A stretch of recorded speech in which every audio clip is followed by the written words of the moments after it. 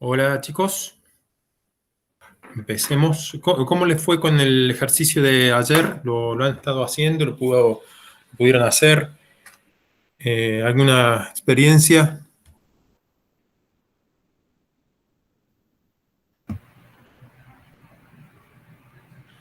No pude correrlo. Estuve siguiendo los pasos, bueno, los que Ujú. apunté.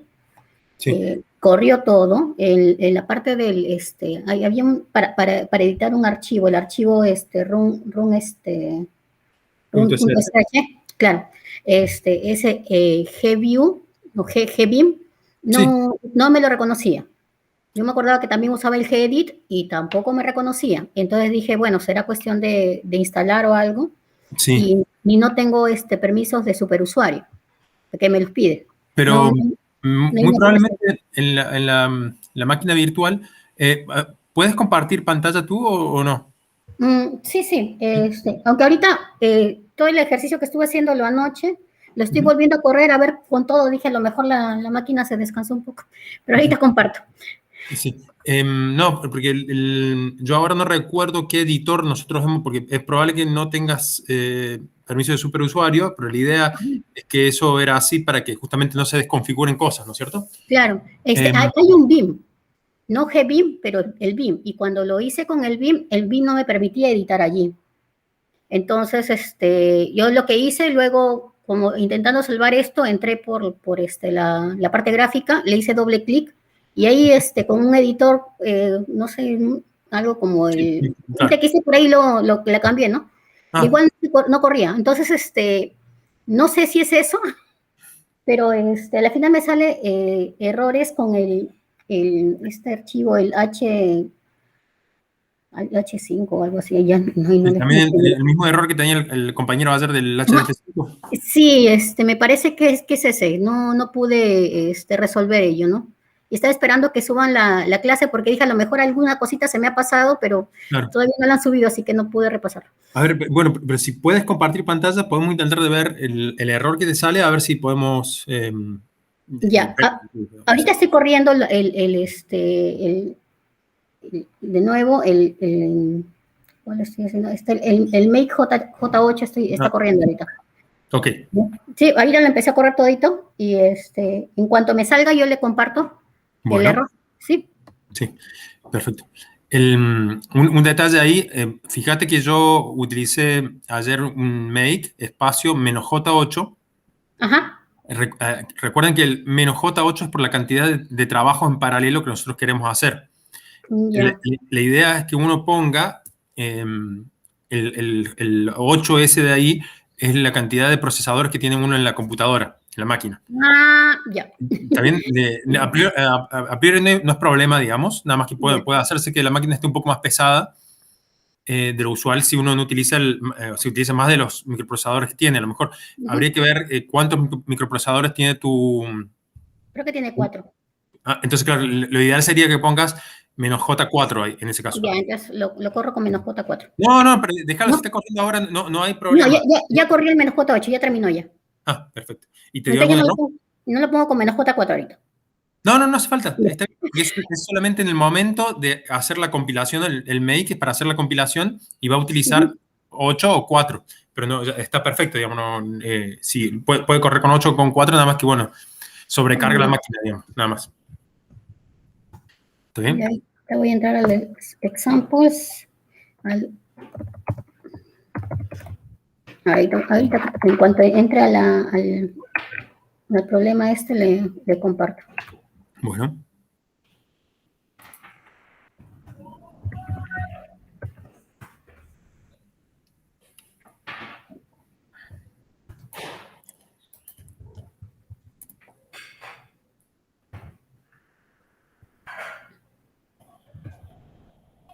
¿El resto ha podido hacerlo un poco los ejercicios que habíamos hecho de ayer?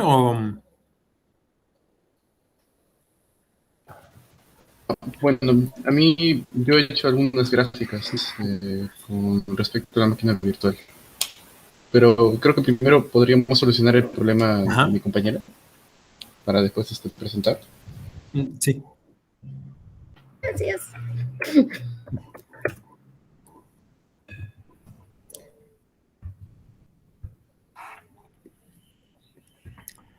Es raro, justo la máquina virtual cuando nosotros la hicimos, yo la estuve probando, creo que otro profe también la probaron, y la verdad que adentro de la máquina en principio funcionaba todo. O sea, es raro que te esté dando error. O sea, entiendo al compañero que ayer le estaba dando error afuera de la máquina virtual porque, bueno, había que instalar algo más.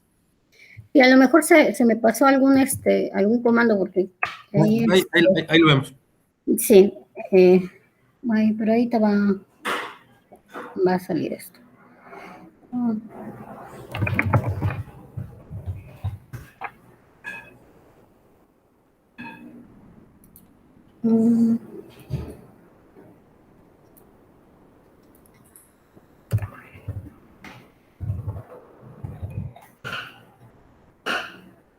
Ya, vamos a ver.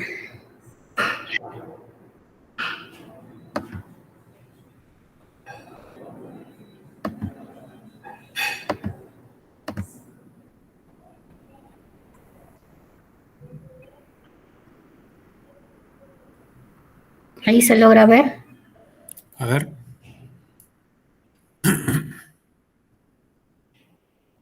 Sí. Vanessa, una pregunta. Al momento de tú hacer make, ¿todo funciona bien? ¿No te manda ningún error?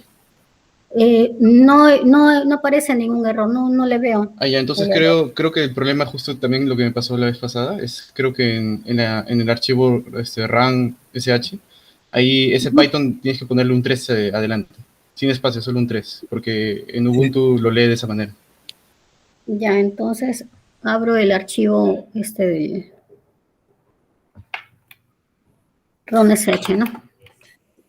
Claro, pero a lo mejor utilizando justamente el editor como habías hecho. Vamos, pero antes de eso, bueno, o en paralelo, digamos, como quieras. ¿Me podés mostrar un poquito para arriba la salida? Claro. Porque a mí me queda la sensación de que... Ah, está bien, perfecto. Entonces, tiene razón tu compañero. Lo que pasó es que intentó de utilizar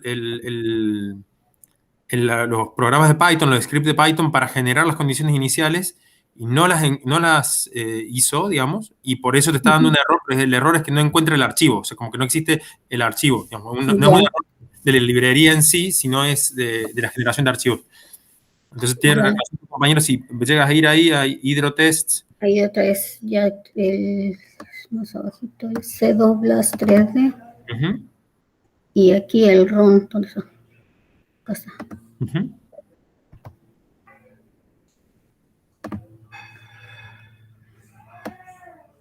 Ya. Entonces, claro, ahí en la línea que dice generating, bla, bla, bla, abajo dice Python, hay que poner Python 3. Generating. Claro. ¿Dónde está? ¿Acá al principio? No, más abajo. Más abajo, ya. O sea, donde dice Python, hay que poner Python 3. Acá, en lugar de 5.3. No. En donde dice Python, la primera palabra es decir Python 3. Ahí. Y arriba, donde también hay un Python en rosa, ajá, Python también que diga Python 3. Uy, listo. Veremos. A ver, veamos.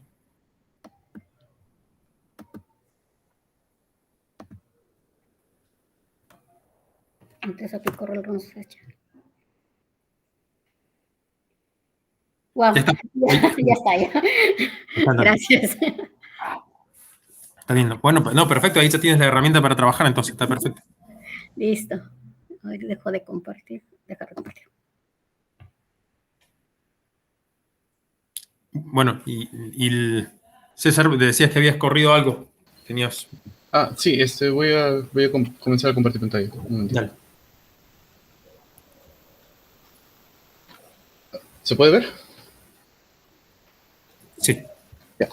Al inicio estaba comenzando a correr esos códigos por la máquina virtual, pero demoraron bastante. Los dejé corriendo como 3 horas, creo, cambiando los kernels y los esquemas, y demoraron mucho. Entonces, lo que yo opté es instalarlo directamente a mi configuración de Linux. Bien. Entonces, ya el programa lo tengo instalado y acá tengo las imágenes. A ver, no sé si se puede ver. Sí, no importa. No, Entonces, el detalle que yo quería decirte era eso, que cuidado, que a lo mejor en la máquina virtual por ahí hay una opción de decir la cantidad de cores, ¿no es cierto? Que tenía a lo mejor, estabas corriendo con pocos cores o algo por el estilo, pero bueno, pero no importa, si lo solucionaste corriéndolo directamente es mejor, digamos. Así que, sí, justo ese problema de la cantidad de cortes iba muy lento todo, por más que le pusiera más de la mitad de lo que tenía, no corría okay. rápidamente. Entonces, por ejemplo, acá yo los he separado por nombre. Hice primero un Gadget 2 con un kernel cúbico. Hice para pequeños vecinos, los vecinos normales y muchos vecinos, para compararlos. Gadget 2 con un kernel Deadland C4 y también con el Minimal y el Phoenix, ¿no? Más o menos para verlo. Lo que sí me pareció curioso es, por ejemplo, los Phoenix.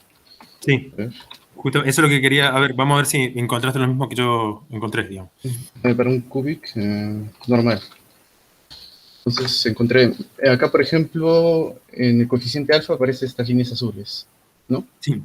No sabría muy bien qué significa eso, y lo verdecito, como dijo que eran las partículas, pues aquí están, tienen unos coeficientes bastante bajos. Y en realidad funciona bastante bien, y en todo se repite el patrón de que a menos vecinos tiene se acerca más a lo analítico, ¿no? Es mucho más preciso. Claro, y a mayor... Sí, pero fíjate, por ejemplo, en este que están poniendo ahora, a la izquierda del radio, no sé si ves esas onditas. A la izquierda del radio... Por ejemplo, okay. Claro, o sea, en varios lugares en la densidad no se ve mucho, pero en la velocidad sí. No sé si ves que hay como unas onditas, una ondulación. Lo mismo que en la presión. Bueno, y después les contamos ahí lo otro, de la viscosidad y la difusión. Yo justamente una de las cosas que para mí era importante que vean es que si vos comparas esto, por ejemplo, con el Gadget, o sea, la misma cantidad de vecinos con Gadget y con, bueno, Phoenix y el Minimal creo que usaste, ¿podés hacer la comparación?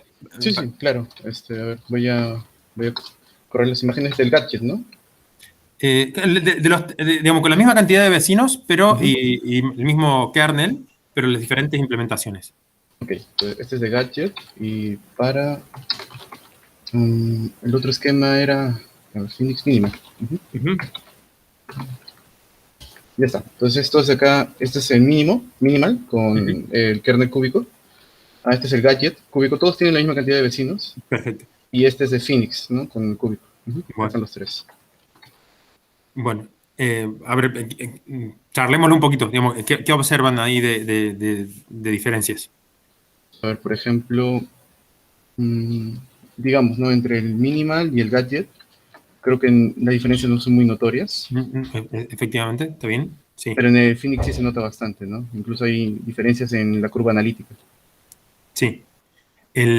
Claro. Y lo importante de acá es, ahí vamos a hacer el experimento dentro de un ratito, pero lo que tiene el Phoenix es que tiene esas ondulaciones a la izquierda, ¿no es cierto? Esas ondulaciones son inestabilidades del algoritmo propiamente dicho. O sea, esas inestabilidades no tienen que estar. Pero esa inestabilidad de esas ondulaciones que hay, justamente hacen que la dispersión de los puntos son mucho más chicas. No sé si eso creo que se ve bastante, ¿no es cierto? La dispersión esa la reducen en el código acá Phoenix utilizando difusión y viscosidad. O sea, tiene unos términos difusivos, la ecuación de movimiento, que no lo tienen los otros, que hace que justamente las partículas entre ellas como que se aglomeran mucho más. ¿Está bien? Entonces, por eso no tenemos esa distribución de velocidades tan altas, digamos. Pero, a su vez, añadir esa viscosidad y la difusión, esos términos difusivos, hace que empiecen a aparecer esa inestabilidad como ondas para atrás. De vuelta. Todo es como un ida y vuelta entre los diferentes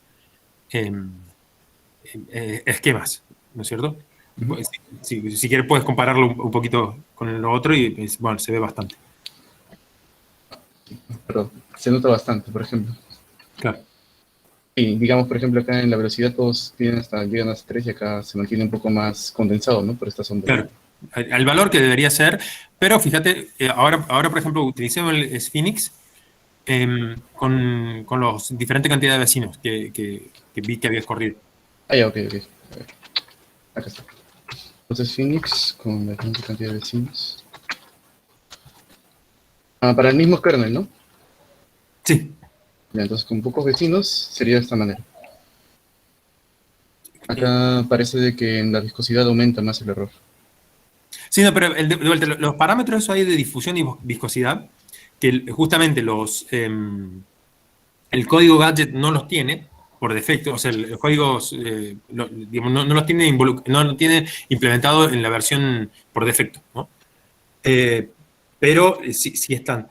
Pero lo que quiero decir es que esas cosas son artificiales, digamos, son parámetros de viscosidad numérica y difusión numérica, que es justamente para evitar cosas, digamos, ¿no? Pero está súper interesante. Fíjate que reduciendo se acercó un poquito la línea, ¿no es cierto? Digamos, bastante más... la discontinuidad me parece que se ve mucho mejor. Y fíjate cuando incrementas los vecinos. Ah, ya, cuando incremento los vecinos. A ver, un momentito.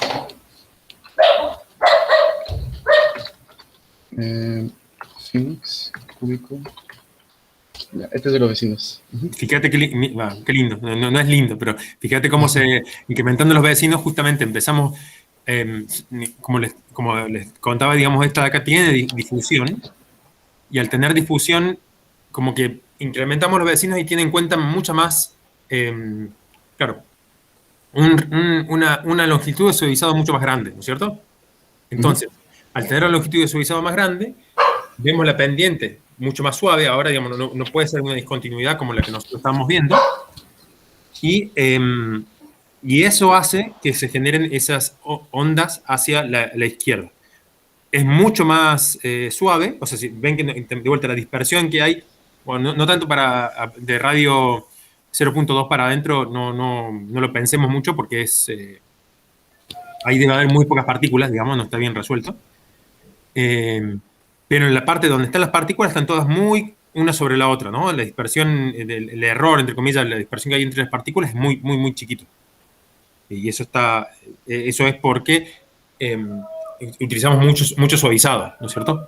O sea, ustedes imagínense que la difusión y la viscosidad va a ir es un término difusivo en la velocidad y la difusión es un término difusivo en la entropía o en la energía interna. ¿Está bien? Y imagínense que ahora nosotros queremos capturar esta característica que es ese corte tan abrupto, ¿no es cierto? Pero ahora nosotros sí o sí estamos utilizando como 200 vecinos, entonces nos vamos a mover mucho para la derecha o a la izquierda de esa discontinuidad para hacer un promedio. ¿Está bien? Entonces, es como que nosotros estamos pasando con nuestra ventanita de kernel, digamos, lo estamos pasando por toda esa línea así, por el eje de radio, y cuando lo hacemos, cuando llegamos a la discontinuidad, vamos a empezar a promediar cosas que están detrás y adelante de la discontinuidad. Y eso hace que esto se vea suave, pero también transmite los errores, o sea, la inestabilidad esta que vemos en las onditas, hacia atrás. ¿Está bien? Esa es la lectura que uno tiene que hacer de cuando empieza a ver este tipo de cosas. Pero por otro lado, vemos que toda la dispersión de las partículas es mucho menor, ¿no es cierto?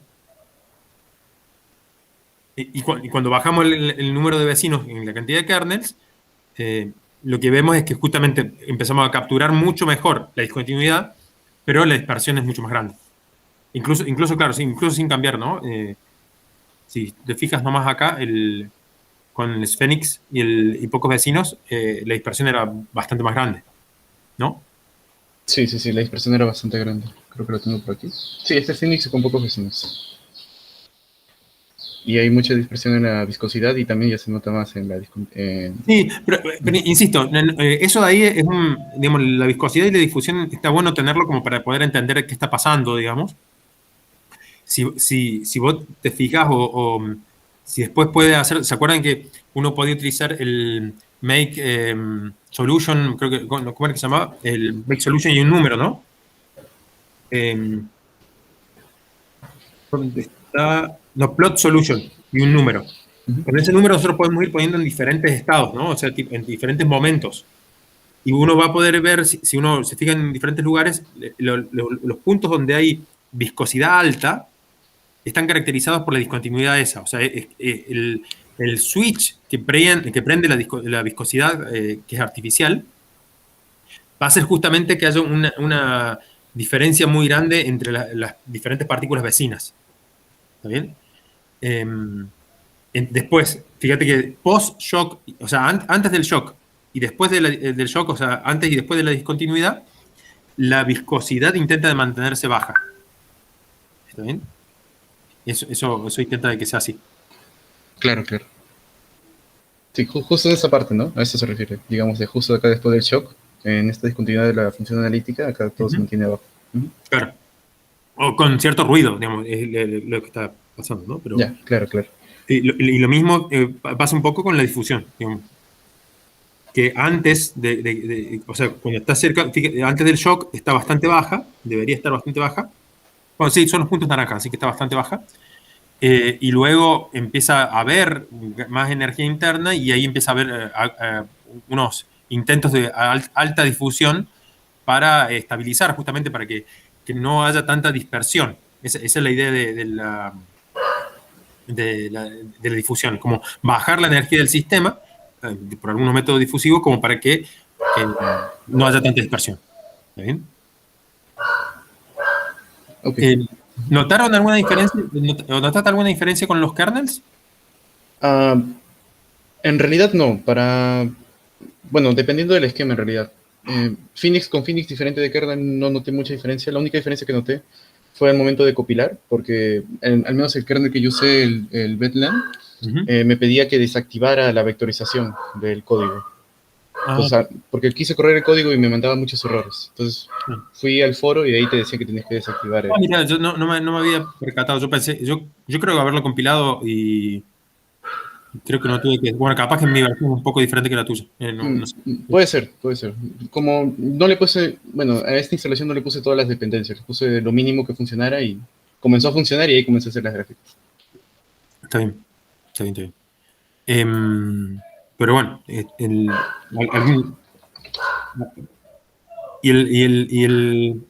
perdón, ¿y qué otros? ¿Probaste el kernel, el Bedlam y el cúbico, no? Sí, solo esos dos se probó, el Bedlam y el cúbico. Y digamos, en Phoenix no viste ninguna diferencia y entre Gadget y digamos, bueno, diferente el cúbico y no cúbico para Gadget. El minimal es muy parecido a Gadget. Yo casi no encuentro diferencia en la implementación. Ya, pero si quiere podemos verlo. No hay ningún problema. A ver, acá puedo poner Gadget, el cúbico para vecinos normales. Y puedo poner el Gadget, el Bedlam, para también vecinos normales. Entonces, por ejemplo, este es del Bedlam y este es el Gadget, ¿no? Y son para la misma cantidad de vecinos, creo. Sí. Sí, son la misma cantidad de vecinos y en realidad no cambia mucho, ¿no? Hay unos puntos más que otros en disco, digamos, atrás y adelante, pero en realidad se mantiene básicamente casi lo mismo. Bien. No, casi no hay diferencia. Hay más diferencia, ahora lo vamos a ver en un ratito. Pero bueno, es parte de cómo vamos a seguir. Perfecto. Yo lo que quería que vean es esta parte de acá de cómo empieza a actuar la difusión o los diferentes esquemas, qué características tienen en la solución del problema, ¿no? Como esto de las dispersiones y todo. Digamos, básicamente el curso yo quería ahora seguirlo. Capaz que puedo mostrar yo ahora, presentar pantalla un poquito de los próximos tests que me gustaría que corran ustedes.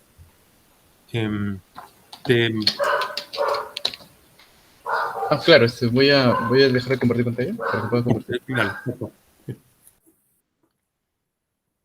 Bueno, a ver.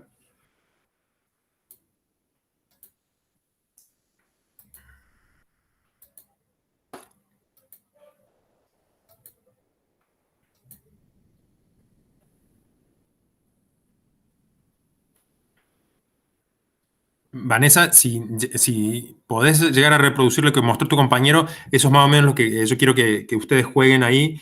También pueden probar, o sea, como vos hiciste, o sea, no necesariamente los números que yo puse ayer en el teórico, digamos, pero pueden probar ustedes los números de vecinos que quieran, pueden probar, no sé, 2, 1, 0,5.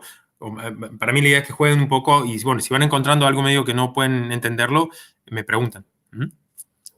A todo esto, por eso les dejé también mi correo, digamos, más allá de hoy, mañana, cuando tengan alguna duda, no tengo problema en que me contacten.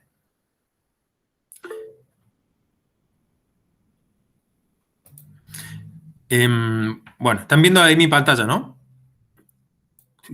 Voy a poner esto.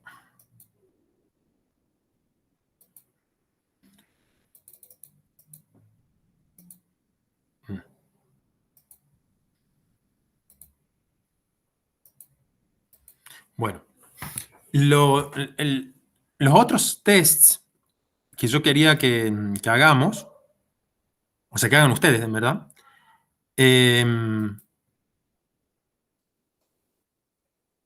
son 3. Yo les voy a mostrar un poquito por las dudas, si alguno se quedó con alguna duda. Hay un salt shock dentro de los hidrotests, ¿no es cierto? No lo voy a correr total, ustedes ya saben correrlo todo, pero les quería mostrar.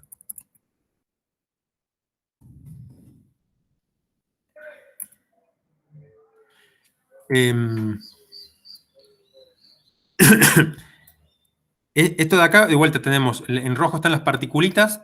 Esto es un shock tube, nada más que, bueno, en particular el salt está hecho como de vuelta, como una esfera, como hicimos recién, que es una explosión, lo anterior. Esto de acá también es lo mismo, nada más que ahora cambiando diferentes velocidades y cosas, ¿no es cierto? Nuevamente, en línea punteada está la versión analítica, digamos, y con diferentes tipos de implementaciones. Ahora yo le estoy mostrando las Phoenix con Venland, y vemos más o menos lo mismo. Ven que las partículas están acá también como vibrando, digamos. ¿Está bien? En este caso no estoy viendo no está ploteando automáticamente la difusión ni la viscosidad, pero es lo mismo que vimos recién, está actuando acá. Y muchas de las características de esto, del shock, por ejemplo, acá en la densidad, que debería bajar y hacer esta formita que no sé si le pueden llegar a ver, quedan completamente suavizadas con esta versión de SPH. Yo lo que les iba a proponer es que hagan este test, digamos, como el anterior, pero ahora elijan de tanto gadget o ¿cómo se dice? Phoenix. Intenten de elegir cuál es la cantidad de vecinos óptima. ¿Está bien? Ahí la idea que yo lo estoy tirando es que, bueno, ¿cómo elegimos qué lo que es óptimo, digamos? Para mí sería la pregunta, ¿no? Y ahí quiero que ustedes intenten de elaborar algo, pensar si lo que yo quiero es justamente dispersión de partículas, si el promedio está bien, si me interesa o no esta inestabilidad que vemos acá. O sea, quiero que ustedes me argumenten qué les parece correcto o para todo. Por ejemplo, una posibilidad de pensar las cosas es decir, mira, a mí no me interesa la parte intermedia del shock, pero sí que los estados anterior y posterior estén bien resueltos. Y si ustedes se fijan, por ejemplo, en este test que le acabo de dar, acá hay una región como que hay una especie de bump ahí, como una especie de montañita. Que eso me dice entonces que de repente está dando bastante más densidad de lo que debería dar. ¿Está bien?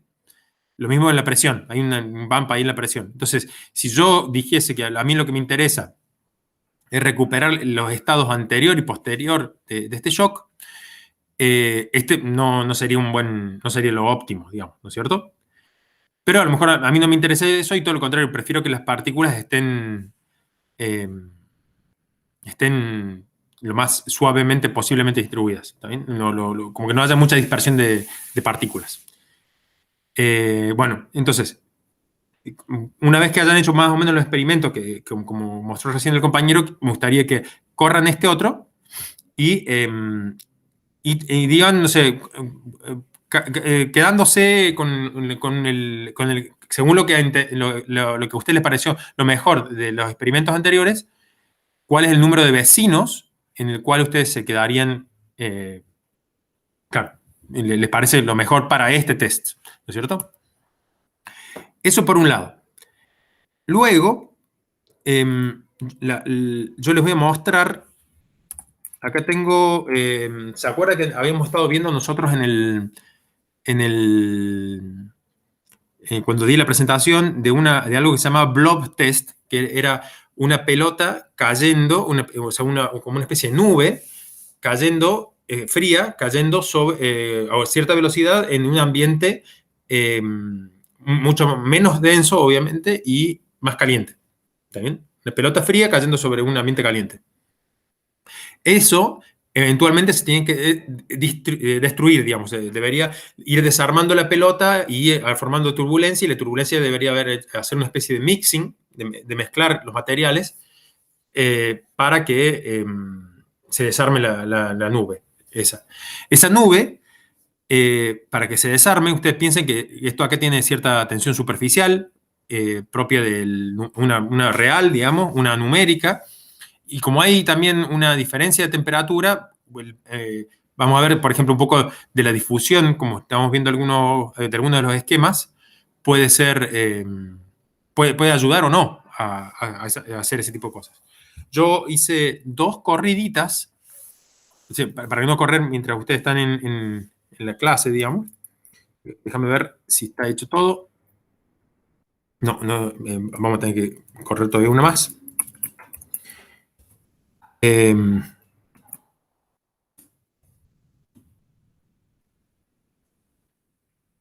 falta... bueno, sí. De todos modos, mi idea no es que corran esto, sino esto se los quiero mostrar nomás. Para que vean la diferencia. Me voy a tener que esperar un ratito. Y vamos. Pensé que lo había hecho ya. Pero bueno, yo esto de acá lo corrí en particular con dos esquemas. Es Phoenix y el gadget. Y les quería mostrar los resultados de la diferencia, ¿no?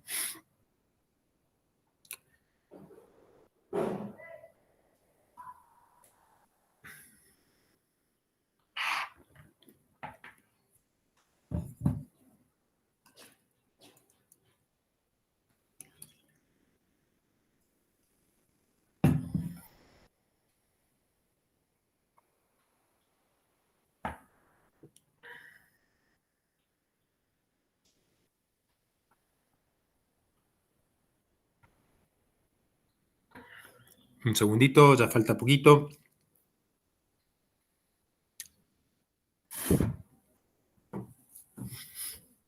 Vamos a intentar hacer lo mismo que hizo el compañero.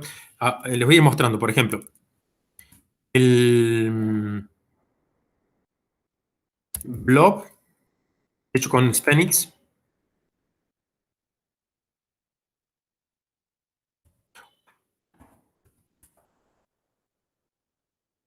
No sé si llegaron a ver cómo se va desarmando.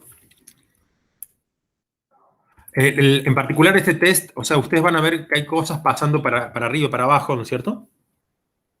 Está hecho en condiciones de contorno periódicas. Eso quiere decir que todo lo que pasa para arriba sale por abajo y viceversa, y lo que va por la derecha sale por la izquierda y viceversa. O sea, ustedes van a empezar a ver cómo, por ejemplo, hay cosas que están entrando y saliendo, y eso es porque entran al dominio y salen por el otro lado. Por eso vemos ahí como que se empiezan a mezclar ondas. ¿Bien? Pero no son tan lindos como a lo mejor habíamos visto por ahí, pero vemos que se desarma bastante, ¿no? Y lo mismo tenemos con para mí es un poco más lindo si hacemos justamente el slice, que era lo que quería hacer en el otro.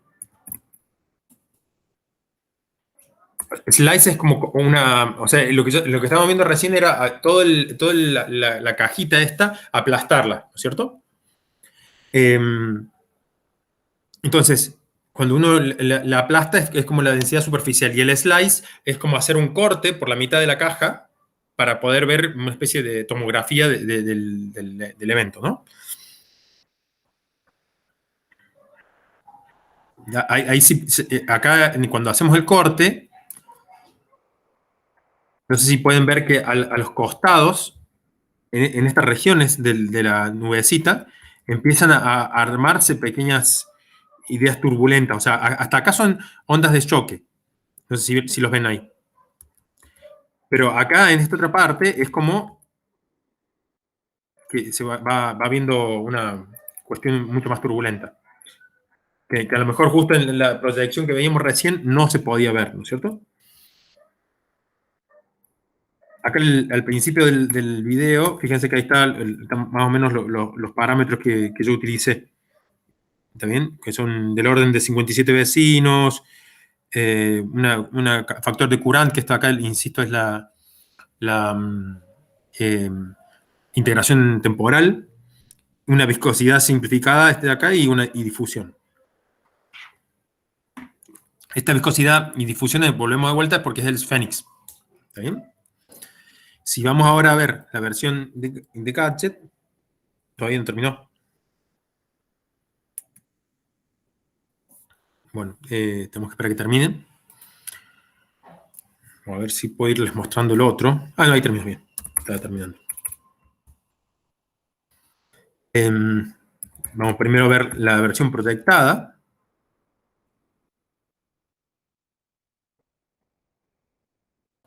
No sé si ven cómo en esta versión proyectada no se desarmó. O sea, lo que era una esfera también se rompió en algo que parece ser medio ovalado, una cosa por el estilo.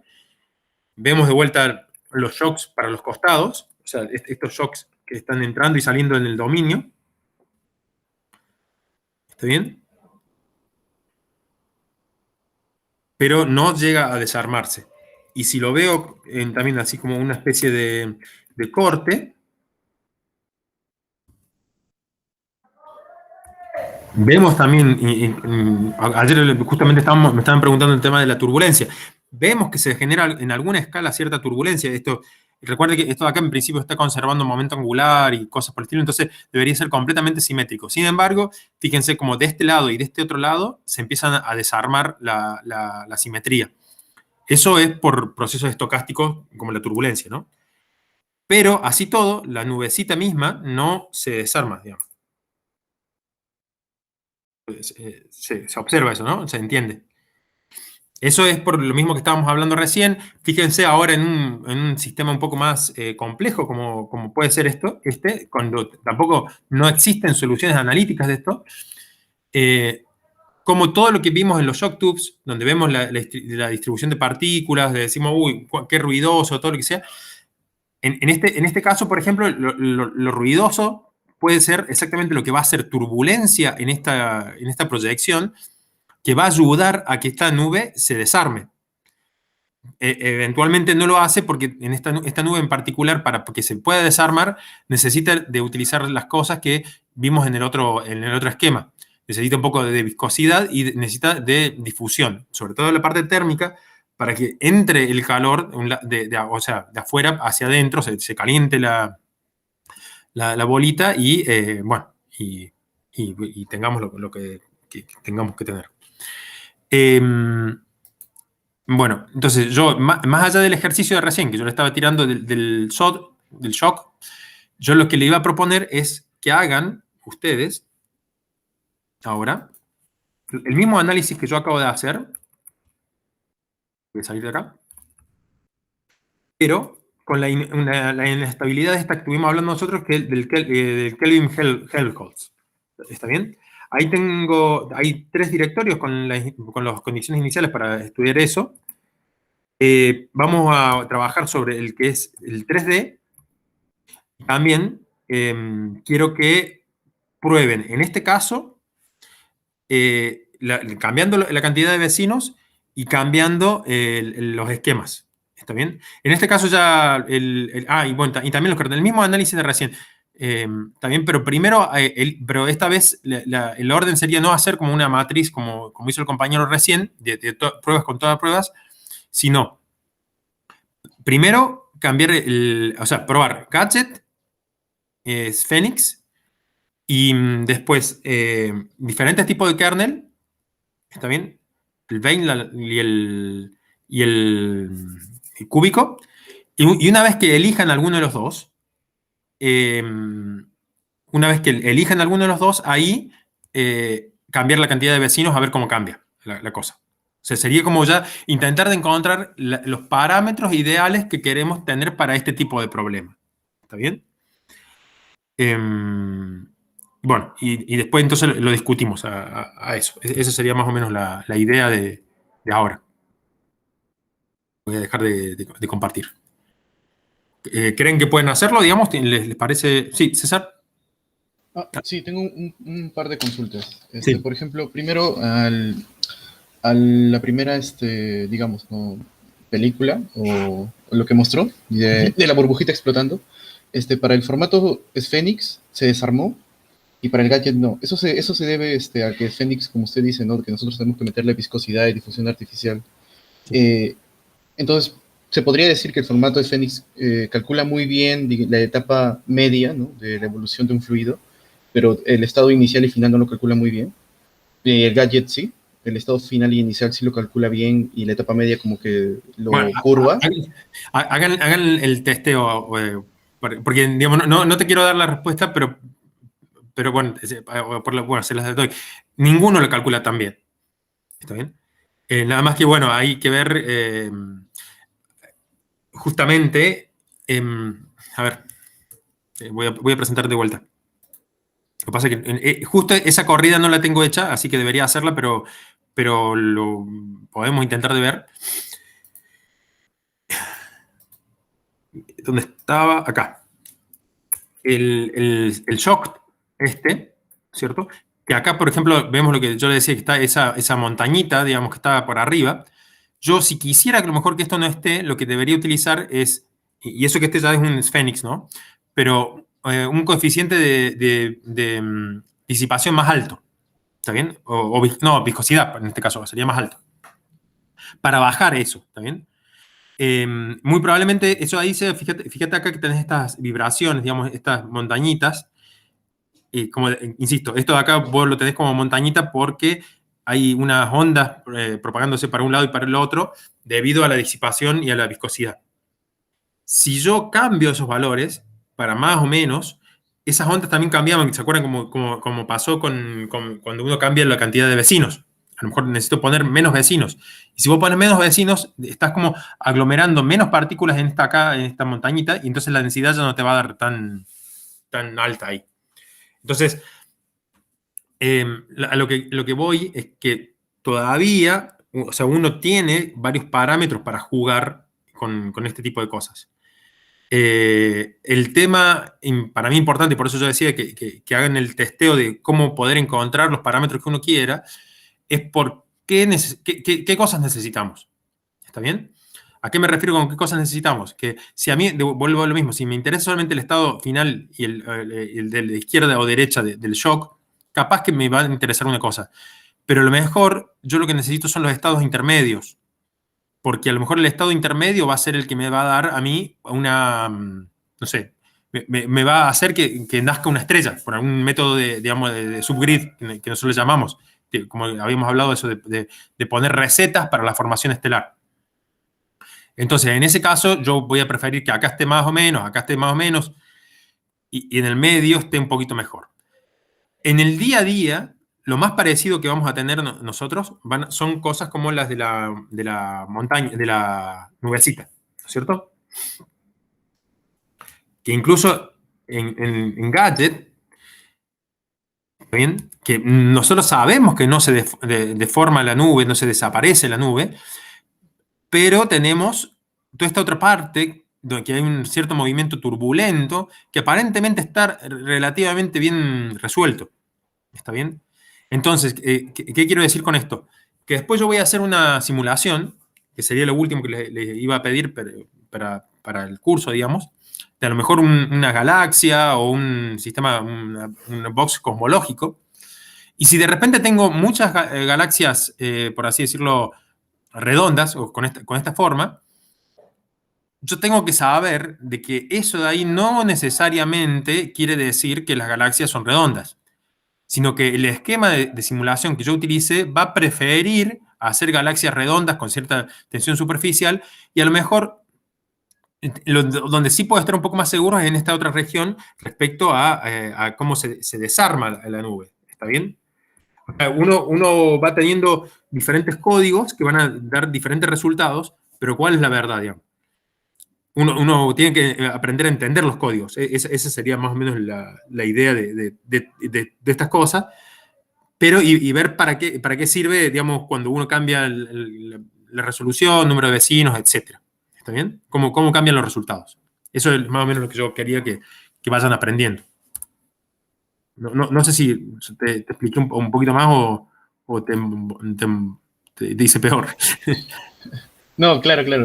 Ahora creo que, digamos, ¿no? Según lo que yo he entendido es de que nuestro código o nuestros formatos tenemos que adecuarlo al problema, ¿no? Para que nos pueda dar la mejor solución a cada parte. Exactamente. De hecho, antes, o sea, ahora, por ejemplo, ¿no es cierto? Fíjense que el código que ustedes están jugando ahora, que se llama Swift, ¿no es cierto? Tiene implementado adentro del código varios esquemas hidrodinámicos. ¿Está bien? Hace 10 años atrás había programas que eran separados. Uno era Gadget, otro era Gasoline, otro era, no sé, Gizmo, o diferentes nombres que tenían cada uno de los esquemas, pero cada uno era un programa separado. Y entonces se hacían papers, que si quieren después también les puedo pasar, donde se comparaban las cosas.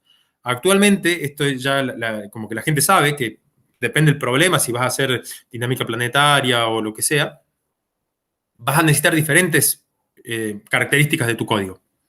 Y para esas diferentes características del código es que uno debería poder cambiar relativamente fácil entre una cosa y la otra. ¿Está bien? Esa es la parte interesante que, bueno, yo quiero que ustedes por lo menos se lo lleven a la casa de verlo con esto. Si tienen, por favor, si tienen ganas de jugar, así como César hizo el tema de utilizar el minimal, jueguen con los otros esquemas para ver las diferencias. O sea, estos dos en particular para mí son como uno es un clásico, que es el Gadget, el clásico, y el Phoenix tiene estas otras cosas que les contaba de la viscosidad y demás, digamos, que me parecían bastante ejemplificadores, ¿no? Pero si ustedes jueguen, mejor para mí. ¿Está bien? Bueno, y la idea que yo tengo en la cabeza, como para cerrar, de vuelta, ya que somos poquitos y todas las cosas, yo voy a volver a poner mi email ahí. Quería que hagan esos ejercicios. A ver, lo voy a escribir ya. O sea, yo entiendo que a lo mejor les va a llevar un poco de tiempo por las computadoras y todo lo que sea.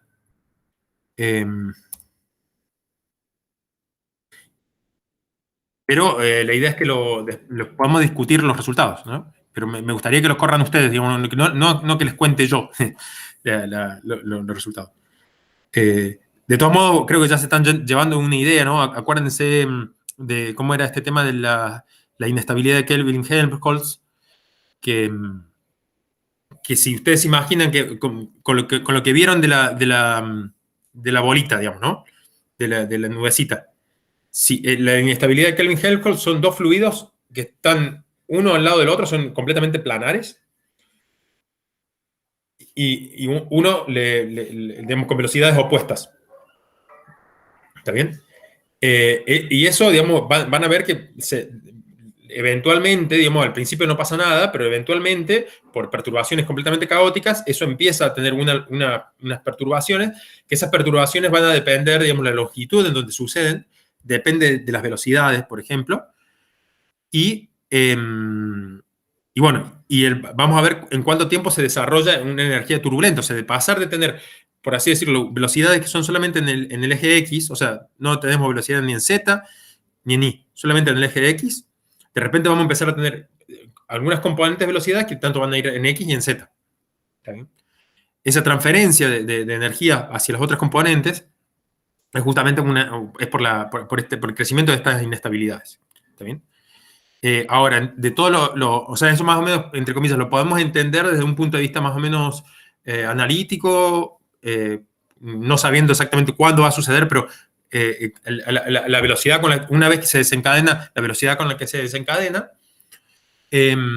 Pero la idea sería, si tenemos eso, ¿cómo lo vemos ahora numéricamente? Digamos, que como vimos, la naturaleza va a suceder, digamos, el día a día de lo que queremos estudiar. Entonces, por eso es un test interesante. A ver, creo que ya tiene más o menos información en la cabeza de cuál lo va a desarrollar más rápido, la inestabilidad, cuál lo va a formar mejor, etc. De hecho, bueno, lo mostré el otro día, creo, en una de las filminas. Pero bueno, vean si pueden correrlo o no. ¿Mm?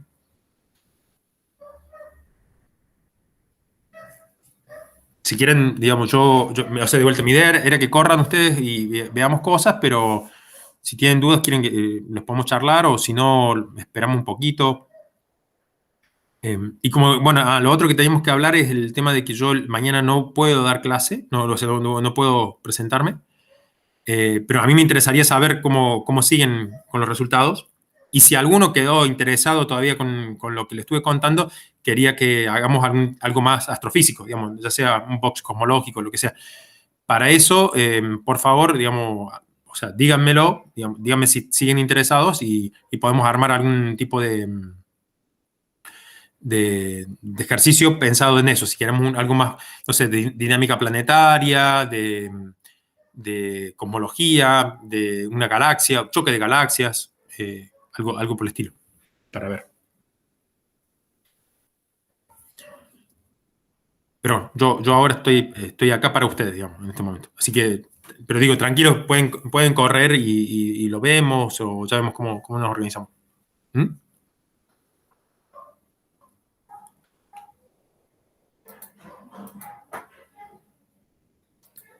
Por mi parte sería genial, ¿no?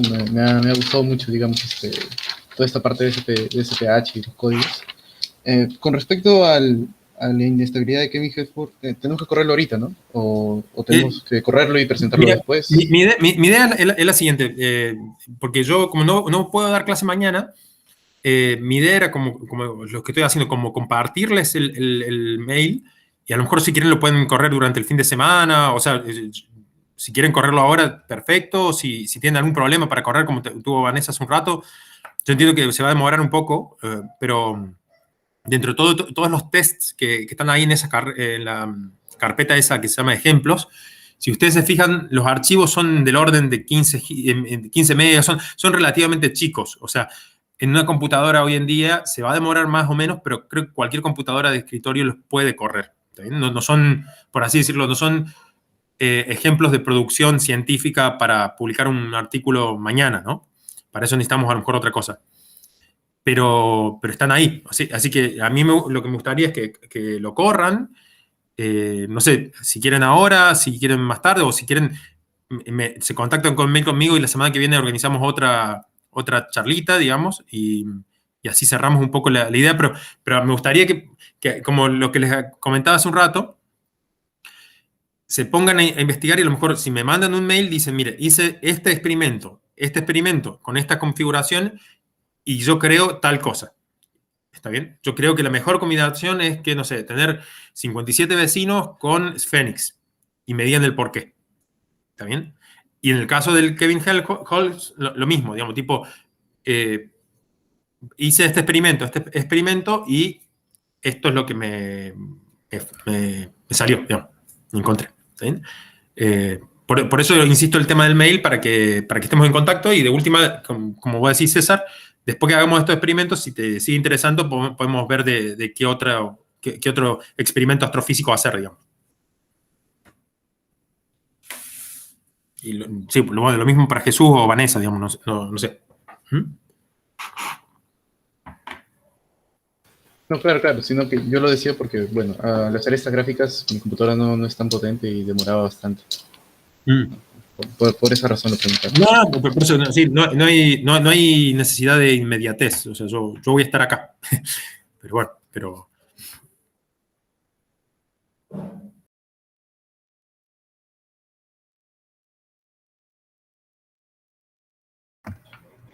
Aún no logro las gráficas del primer ejercicio.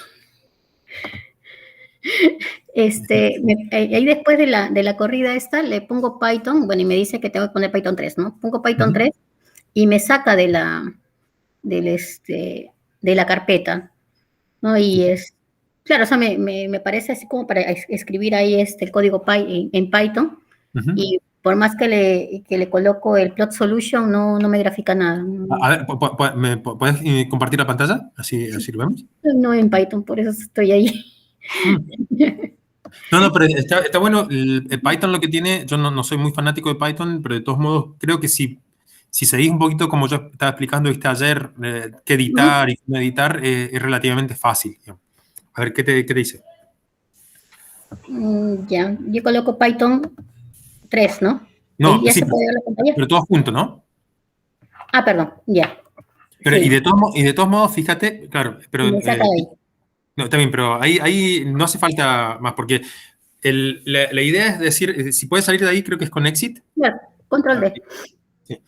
El Python 3 es el intérprete de un archivo, ¿está bien? Ya. Entonces, uno lo que suele decir es como cuando veíamos adentro del archivo run.sh. Ahí, si vos te fijas, decía Python 3 espacio y el nombre de un archivo, ¿está bien? Ya. Entonces, lo que uno hace es decirle el contenido que tiene este archivo, que va a ser plot solution o make initial conditions o lo que sea, al contenido de ese archivo, interpretarlo como un programa de Python o un script de Python. ¿Está bien? Entonces, si vos quisieras hacer lo que estabas haciendo recién, tienes que poner Python 3, espacio, y el nombre de alguno de los archivos, esos que sabemos que tienen los intérpretes, que sería tipo el make initial conditions o plot solution. De todos modos, pero espera un segundito. Si vos haces un ls ahora, o sea, me estoy viendo la ventana de más abajo, ¿no es cierto? Fíjate que ahí ya salió una solución. Ahí hay un archivo que se llama sedov.png, que está rosita, ¿viste? Ajá. Bueno, esa es la salida. O sea, recién cuando vos corriste el run, que terminó, te habrá parecido que no terminó de hacer nada, pero sí lo hizo, digamos. Está ahí el sedov.png. ¿Está bien? Ahora habría que ver el contenido de ese archivo, que no estoy seguro que tenemos para verlo, pero podés probar de utilizar el comando eog, espacio, y ahora le pones exactamente. Y veamos si funciona. No.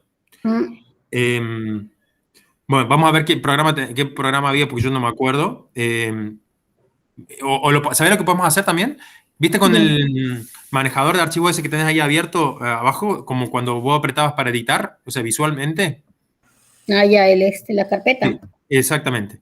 Si te vas ahí y buscas el cdov. Tiene que estar por algún lado. Mira, ahí está. Ahí está.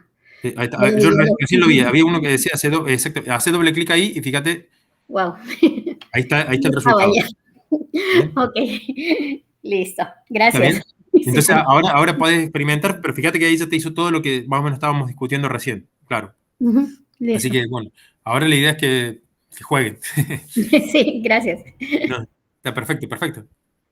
Por ahí da un poco de miedo porque el Python por ahí se queja tipo, creo que a lo mejor te pasó eso, pero por ahí me sale a mí, ¿cómo se llama? O sea, sí, warnings, advertencias, pero termina haciendo las cosas, digamos, simplemente te dice, cuidado que estás dividiendo por algo raro, digamos, pero termina haciendo el plot.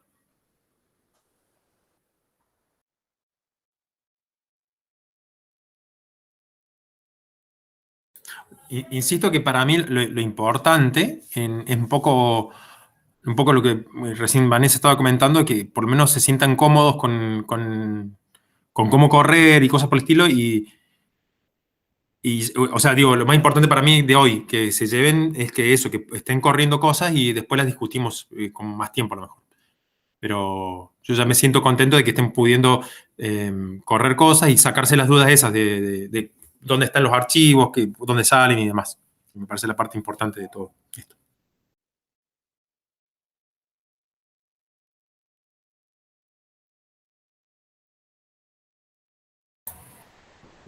Bueno, chicos, yo creo que si no les molesta, yo me voy a retirar.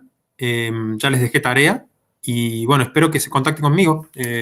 Así terminamos un poquito mejor esto. Cualquier duda, también de vuelta, contáctense conmigo y armamos otro meet para la semana que viene, en todo caso, si es necesario.